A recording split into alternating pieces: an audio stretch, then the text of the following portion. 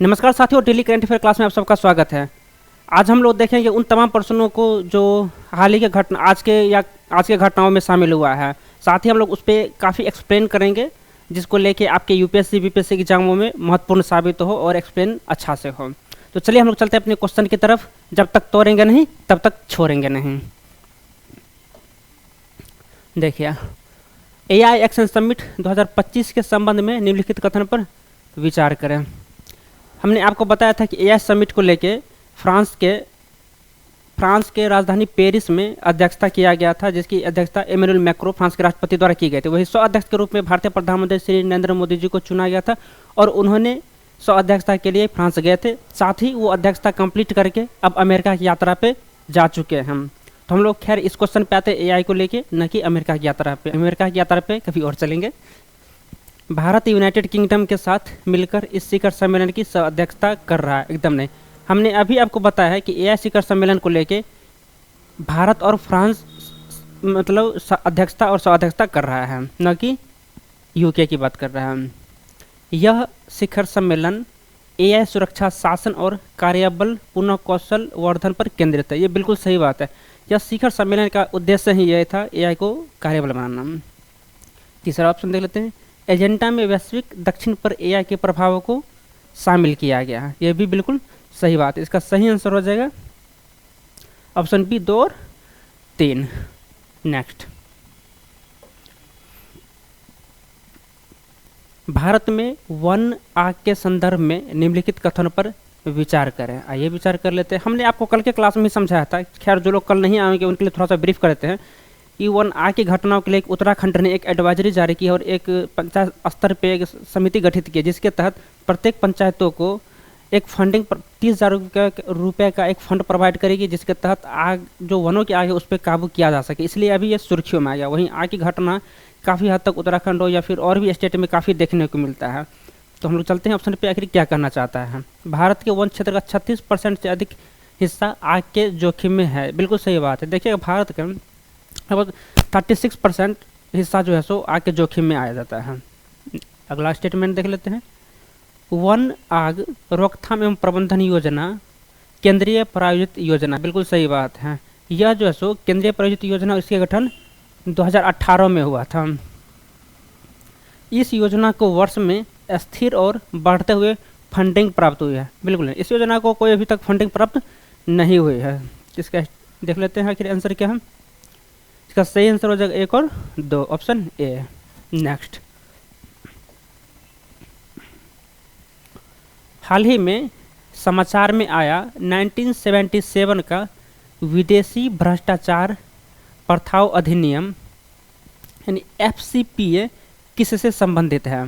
देखिए, हमने आपको कल के ही क्वेश्चन में ये भी समझाया था कि एफसीपीए क्या है। एफसीपीए वह कानून है जैसे अमेरिकी सरकार द्वारा अभी यानी ट्रंप के द्वारा इसे निरस्त कर दिया गया, इसलिए अभी ये सुर्खियों में आ गया।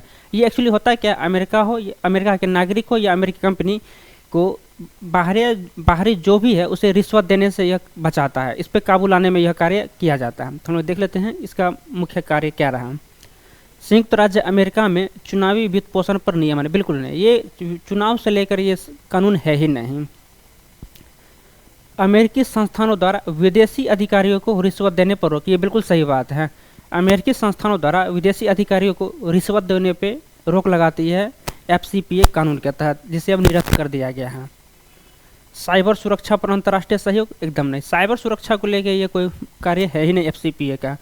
वैश्विक बाजारों में निष्पक्ष व्यापार प्रथाओं के दिशा निर्देश, एकदम नहीं। इसका सही आंसर हो जाएगा बी, अमेरिकी संस्थानों द्वारा विदेशी अधिकारियों को रिश्वत देने पे रोक। नेक्स्ट,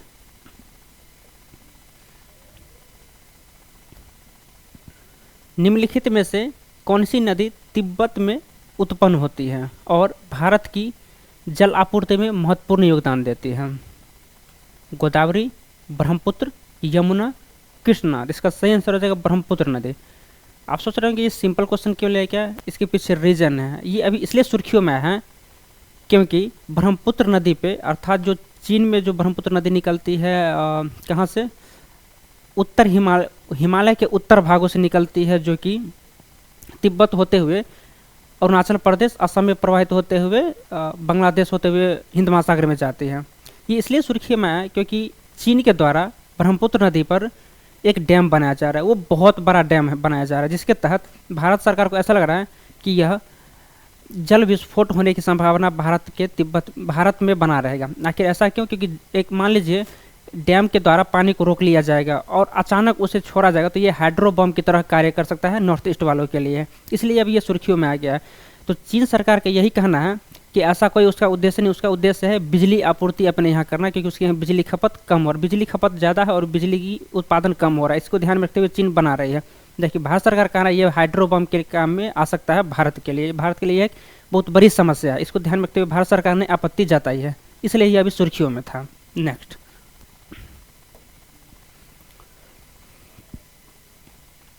पूर्व अमेरिकी राष्ट्रपति नहीं होगा, वर्तमान अमेरिकी राष्ट्रपति हैं,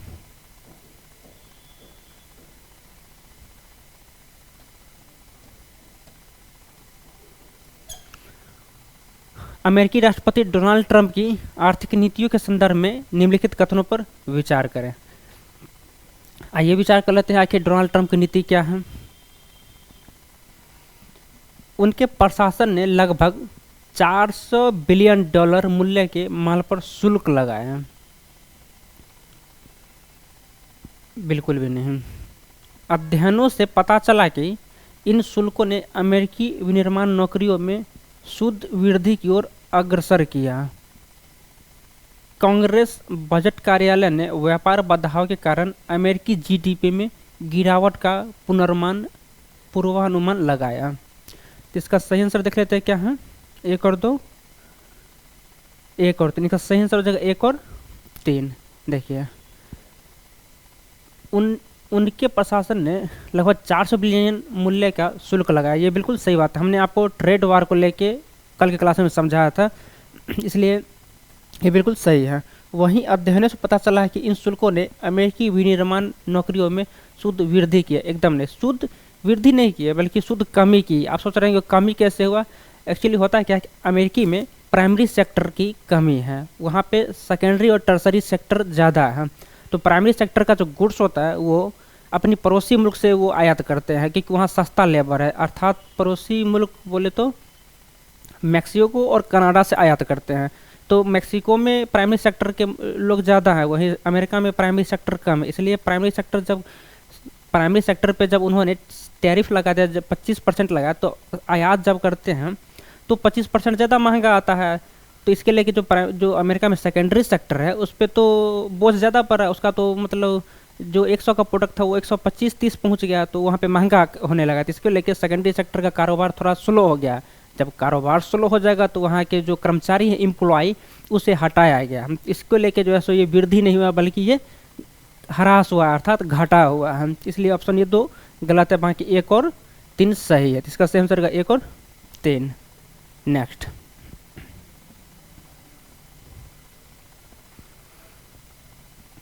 हाल ही में समाचारों में आया मुख्यमंत्री माझी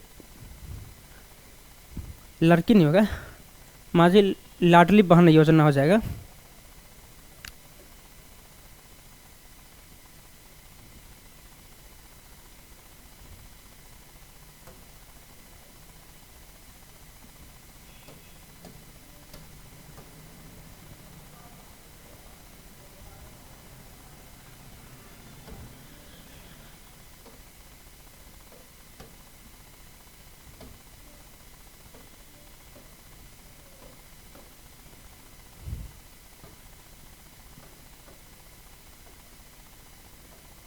माझी लाडली बहन योजना किस द्वारा शुरू की गई, किसके द्वारा शुरू की गई, किस स्टेट ने अभी हाल ही में लाडली बहन योजना की शुरुआत की है? तो आइए देख लेते हैं हम लोग। मध्य प्रदेश, महाराष्ट्र, राजस्थान, छत्तीसगढ़। इसका सही आंसर हो जाएगा महाराष्ट्र सरकार। महाराष्ट्र सरकार ने हाल ही में माझी लाडली बहन योजना शुरुआत किया, जिसके तहत महिलाओं को अर्थात 21 से लेकर के 65 वर्ष के महिलाओं को 1500 रुपये प्रदान करना है। 21 वर्ष से लेके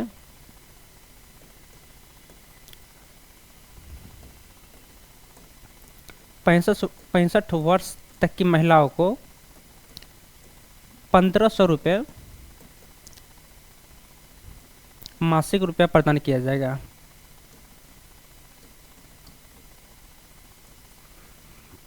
लेकिन इसकी शर्त है कि उस परिवार की आय 2.5 लाख से कम होनी चाहिए। नेक्स्ट,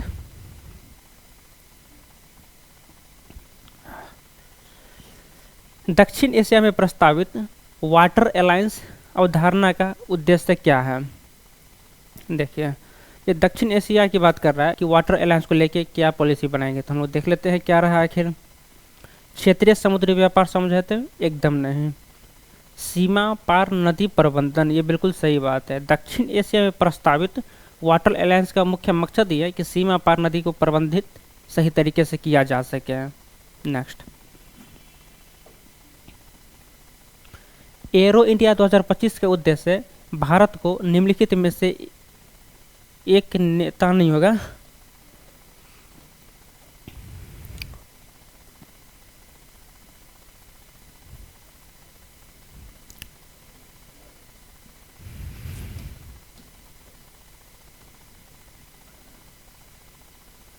विनिर्माता होगा। एक विनिर्माता के लिए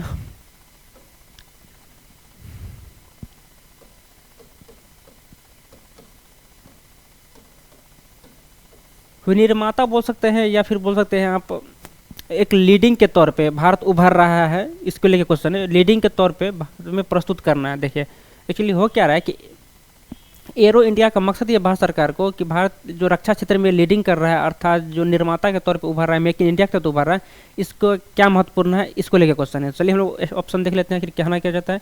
नवीकरणीय ऊर्जा प्रौद्योगिकीकरण? एकदम नहीं। देखिए, एरो इंडिया में नवीकरणीय ऊर्जा से कोई मतलब है ही नहीं। रक्षा और एरोस्पेस उत्पादन? बिल्कुल सही बात है। इसका सही आंसर रक्षा और एरोस्पेस उत्पादन को लेकर हमने आपको कल परसों के क्लास में ही बताया था कि एरो इंडिया का आयोजन बेंगलुरु के येसिलहंका एयरफोर्स स्टेशन पर किया जा रहा है, जो कि हर 2 वर्ष में ये किया जाता है। वहीं अमेरिका से F-35 भी आया था, जो कि वर्ल्ड का सबसे विध्वंसक माना जाता है। अभी खबर आया है कि राष्ट्रपति डोनाल्ड ट्रंप और भारत के प्रधानमंत्री मोदी जी अभी मीटिंग कर रहे हैं, जिसमें पता चला है कि F-35 को लेके कि भारत सरकार खरीद भी सकती है, ऐसा न्यूज़ आया है, लेकिन अभी तक कोई कन्फर्मेशन नहीं आया है। वहीं भारत सरकार इसके लेके जब फ्रांस में थे, पता चला है कि पिनाका मल्टी जो हम लोग का जो रॉकेट लॉन्चिंग सिस्टम है, वो फ्रांस खरीदने को उत्सुक है। खैर, हम लोग देखते हैं इस क्वेश्चन पे आखिर क्या है। इसका सही आंसर हो जाएगा रक्षा और एरोस्पेस उत्पादन। नेक्स्ट, निम्नलिखित में से किस राज्य ने मानव हाथी संघर्षों के कारण सबसे अधिक मानवीय हताहत की रिपोर्ट की है? असम, कर्नाटक, झारखंड, केरल? तो इसका सही आंसर हो जाएगा झारखंड। देखिए, वो क्या रहा, झारखंड में अभी औद्योगिकरण को लेके, झारखंड में औद्योगिकरण हो या फिर रेलवे लाइन का बढ़ावा हो या फिर रोड का विनिर्माण हो, देखे होंगे कि अभी देखे होंगे कि रोड को लेके ग्रीनफील्ड एक्सप्रेसवे बहुत सारा बन रहा है। तो इंफ्रास्ट्रक्चर को ध्यान में रखते हुए अभी वो क्या रहा है कि रोड जहीं तहीं से निकाल दिया जा रहा है और पर्यावरण को ध्यान में नहीं रखा जा रहा है। तो वन की कटाई जो है सो तेज गति से हो रही है। तो वन की कटाई जब हो रही है तो हाथी एक्चुअली में वन में ही रहते हैं, तो वो वन से निकल जा रहे हैं, वन से इधर उधर भटक रहे, उसके खाने का दिक्कत हो रहा है। वही विनिर्माण क्षेत्र जो भी कारखाने हैं या फिर जो भी माइनिंग क्षेत्र वाले क्या करते हैं कि कोयला हो या फिर कोई भी माइन से निकाल लेते हैं, उसके बाद गड्ढा छोड़ देते हैं, उसमें हाथी गिर के मर जा रहे हैं। तो उसको जो है सो बंद नहीं किया जा रहा है। इसको लेके जो है सो अभी हाथी जो है सो घटनाओं में आ चुकी है। और पिछले 8 सालों में देखा गया कि लगभग 60 यानी 60 हाथी की मृत्यु लगभग हो चुकी है झारखंड में। वहीं इंसानों की बात किया जाए तो लगभग 10 से 12 साल में इंसान की लगभग 200 से 400 लोग मौतें हो चुकी है हाथी और इंसान को लेके, क्योंकि हाथी के एक्चुअली भोजन नहीं मिल पा रहा, तो इंसान की बस्ती में जा रहे हैं, जिससे कि हाथी और इंसान का झड़प हो रहा है। नेक्स्ट, 2025-26 के केंद्रीय बजट में निम्नलिखित में वृद्धि पर जोर दिया गया। देखिए, केंद्रीय बजट की बात कर रहा है तो ध्यान दिए होंगे कि केंद्रीय बजट को लेकर इस बार 25-26 में रोड रेलवे इंफ्रास्ट्रक्चर पर ज़्यादा ध्यान दिया जा रहा है, विनिर्माण क्षेत्र पर ज़्यादा ध्यान दिया जा रहा है। तो हम लोग देख लेते हैं इस ऑप्शन में क्या कहना चाहता है हम। कृषि सब्सिडी? एकदम नहीं। मेट्रो रेल विस्तार परियोजना? बिल्कुल सही बात है। हमने अभी आपको बताया कि रेलवे हो, मेट्रो रेलवे हो, रोड हो, विनिर्माण क्षेत्र पर ज़्यादा ध्यान दिया जा रहा है, इंफ्रास्ट्रक्चर पे ज़्यादा ध्यान दिया जा रहा है। नेक्स्ट, 2025 में किस वैश्विक शिखर सम्मेलन में भारतीय सरकार का एआई सुरक्षा पर ध्यान प्रमुखता से चर्चा में रहा? देख लेते हैं आखिर क्या रहा। G20 शिखर सम्मेलन, एकदम नहीं, देखिए G20 शिखर सम्मेलन की अध्यक्षता भारत ने 2023 में की थी। वहीं 2024 की बात किया जाए तो ब्राज़ील के द्वारा किया गया था। वहीं 25 में अर्थात इस साल साउथ अफ्रीका के द्वारा किया जाएगा। पेरिस में एआई एक्शन समिट, बिल्कुल सही बात है। हमने आपको बताया था कि पेरिस में एआई समिट को लेकर भारत के प्रधानमंत्री श्री नरेंद्र मोदी जी सह अध्यक्षता करने के लिए पेरिस अर्थात फ्रांस की राजधानी गए थे। नेक्स्ट, भारत में साइबर सुरक्षा अवसंरचना के बारे में निम्नलिखित कथनों पर विचार करें। आइए देख लेते हैं कि भारत में साइबर संरचनाओं को लेकर क्या रहा है। महाराष्ट्र और ओडिशा ने मजबूत साइबर सुरक्षा अवसंरचना स्थापित की है। ऑप्शन यहाँ से स्टार्टिंग है। कर्नाटक में भारत की सबसे उन्नत साइबर सुरक्षा रूपरेखा, एकदम नहीं है। अगर सबसे साइबर सुरक्षा में सबसे उन्नत रहता यदि कर्नाटक में, तो हमने आपको कल के ही क्वेश्चन बताया था कि वहाँ कर्नाटक में एआई द्वारा मालवेयर का उपयोग करते हुए साइबर अटैक किया गया था, जिसके कारण कर्नाटक में जो भी संपत्ति को जो मतलब रजिस्ट्री होता है उसको लेके पूरा वेबसाइट ही क्रैश कर गया था। तो हम लोग इस क्वेश्चन पे आते हैं आखिर क्या रहा है। महाराष्ट्र और ओडिशा ने मजबूत साइबर सुरक्षा संरचना स्थापित की है, बिल्कुल सही बात है। कर्नाटक में प्रस्तावित साइबर सुरक्षा संचालन केंद्र को 2023 में स्वीकृति मिली थी, एकदम नहीं, 2023 में नहीं मिली थी, 2024 में स्वीकृति मिली थी। चलिए ये ऑप्शन भी गलत हो जाएगा। इसका सही आंसर है केवल 2, 1 2 नहीं, इसका सही आंसर ऑप्शन बी केवल 2। नेक्स्ट, 2025 की शुरुआत में अमेरिका एफडीए द्वारा प्रस्तावित एआई दिशा निर्देश मुख्यतः किस पर केंद्रित हैं? देख लेते हैं कि आखिर एफडीए के लिए प्रस्तावित क्या है। एआई आधारित सोशल मीडिया प्लेटफॉर्म के नियमन पर, एकदम नहीं। देखिए एफडीए को जो है सोशल मीडिया से कोई मतलब नहीं, एक ड्रग कंट्रोलर है, न कि सोशल मीडिया वाली है। एआई द्वारा जनरेट की गई कला में नैतिक चिंता, ये बिल्कुल सही बात है। दवा सुरक्षा आकलन में एआई अनुप्रयोग,